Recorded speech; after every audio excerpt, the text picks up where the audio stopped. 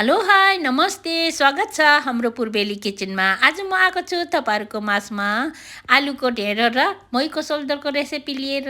अब यसरी बनाउँछु म चाहिँ। आलु चाहिँ आज मैले यो रेडीमेड पिठो लिएको छु, आलुको पिठो लिएको छु र म चाहिँ आलुको पिठोको ढेँडो बनाउने छु। अब हाम्रोतिर चाहिँ आलुको पिठोको ढेँडो चाहिँ हुँदैन, आलु चाहिँ उसिनेर खान्थ्यो, तरकारी खान्थ्यो। अब यहाँ चाहिँ ढेँडो बनाएर खाँदैछु।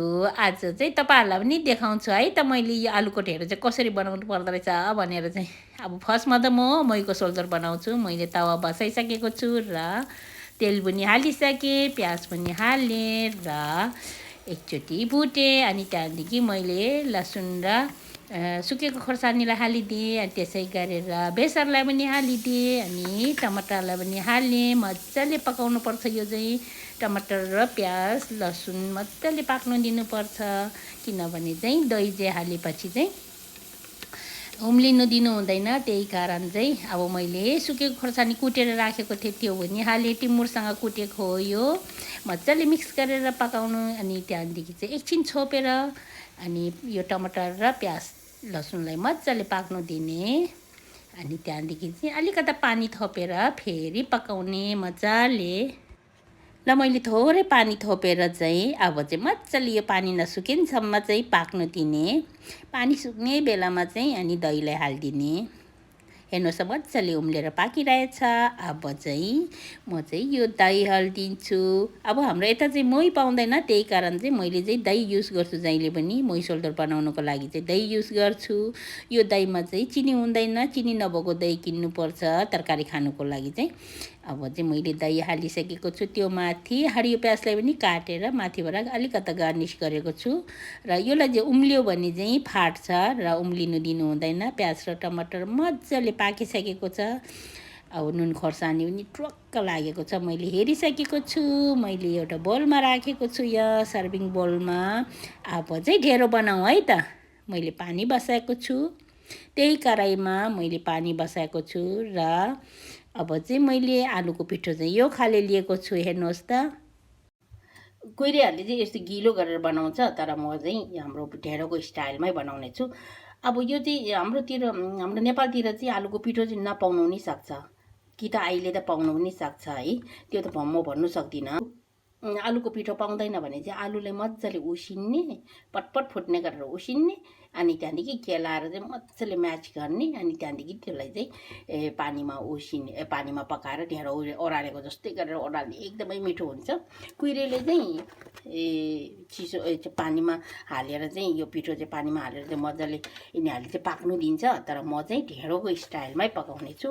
आलुको पिठोको चाहिँ ढेँडो बनाउने छ आज मैले। मही सोल्दर चाहिँ बनाइसकेको छु, तपाईँहरूले देखिसक्नु भएको छ। यो चाहिँ मासुको झोलसँग पनि मिठो हुन्छ, तर मलाई चाहिँ महीको सोल्दरसँग एकदमै मिठो लाग्छ।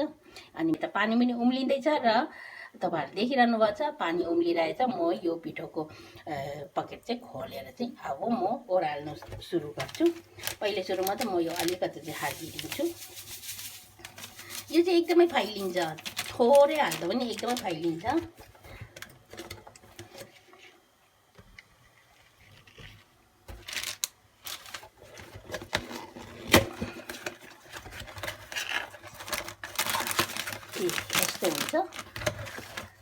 यस्तो हुन्छ।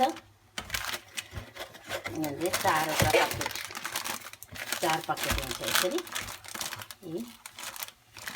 4 पकेट हुन्छ।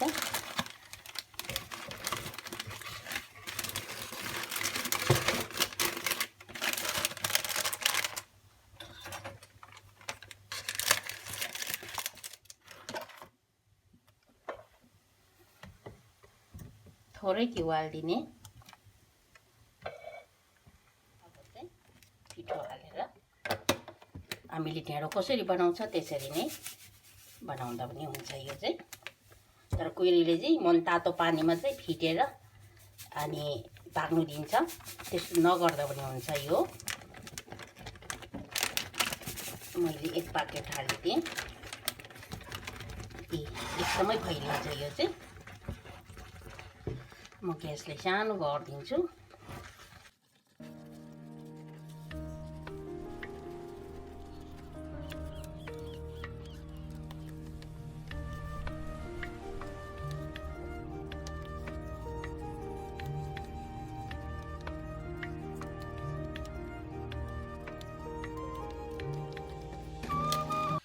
पिठो थपिदिने फेरि मलाई चाहिँ त्यति गिलो चाहिँ मन पर्दैन अलिकति साह्रो नै मन पर्छ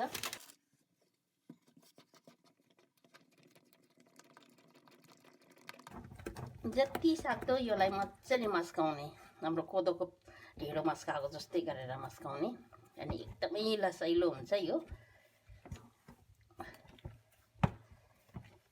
चाहिँ मुख फेरेर खानलाई एकदम मिठो हुन्छ हेर्नुहोस् त एकदमै लसैलो अब मैले यो ढेँडो चाहिँ मजाले मस्काइसकेको छु र अब चाहिँ 2-3 मिनटसम्म चाहिँ छोपेर बाफिनु दिने सानो आँचमा मजाले पाक्नु दिने र अब हाम्रो ढिँडो चाहिँ रेडी भयो आलुको अब चाहिँ म सर्भ गर्छु है त फर्स्टमा त म एउटा कटोरामा हालेर गोलो आकारको बनाएर चाहिँ अनि थालमा राख्नेछु नत्र भने सेप राम्रो देखिँदैन अलिकति राम्रो देखोस् भनेर चाहिँ मैले बलमा हालेर चाहिँ यसरी अनि त्यही ढेँडो खाने यहाँको ढेँडो खाने स्टाइल चाहिँ यो थालमा खाइन्छ अब यस्तो सुपको थाल पनि यही हुन्छ र ढेँडो खाने पनि यस्तै हुन्छ यसमा हालेको छु मैले पनि अनि अब यसमा चाहिँ अलिकति खबिल्टो गरेर चाहिँ अनि मैले महीको सोल्दर चाहिँ हाल्ने गरेको छु फेरि माथिबाट मैले थोरै हरियो प्याजलाई गार्निस गरेको छु पहिलो खानामाथि हरियो प्याजको पत्ता देख्दाखेरि हेर्दै खाउँ लाग्दो वाउ अब हाम्रो आलुको ढेँडो र महीको सोल्दर चाहिँ रेडी भयो महीको सोल्दर चाहिँ मैले टमाटर अलिकति बेसी हालेर बनाएको छु किनभने यो मही होइन दहीबाट बन्छ महीको सोल्दर बन्छ तर मैले चाहिँ दहीको सोल्दर भने मही नपाएकोले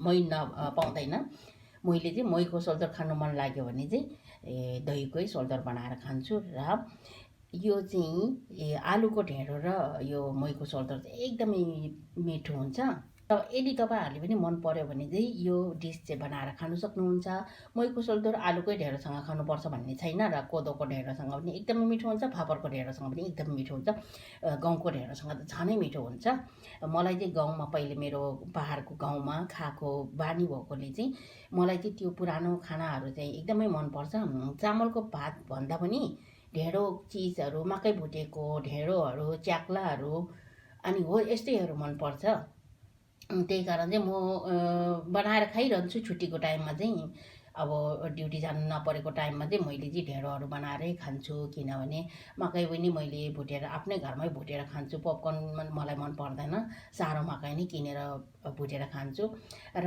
हरियो मकै मनपर्छ मलाई चाहिँ किनभने आफ्नो गाउँकै खानाहरू चाहिँ एकदमै मिठो लाग्छ र राम्रो पनि लाग्छ अब यिनीहरू भन्यो चाहिँ अर्ग्यानिक हो नि त अनि त्यही कारण चाहिँ मलाई चाहिँ आफ्नो गाउँघरकै खानाहरू एकदमै प्यारो लाग्छ र मिठो पनि लाग्छ र अहिले चाहिँ त्यति साह्रो हाम्रो गाउँघरतिर पनि अब ढेँडो खाने चलनहरू चाहिँ अब हराउँदै गएको छ होला किनभने अब सबैजना अब भातै चामलकै भात रुचाउने भइसकेको छ र मलाई चाहिँ किनभने हाम्रो ढेँडो नै राम्रो हो जस्तो लाग्छ किनभने योहरू चाहिँ एकदमै अर्ग्यानिक खानाहरू हो सकेसम्म हामीले चाहिँ आफ्नो गाउँघरको खानाहरू चाहिँ खाइरहनु नै राम्रो हो आफ्नो स्वास्थ्यको लागि पनि राम्रो हो र आफ्नो किनभने पुर्खेली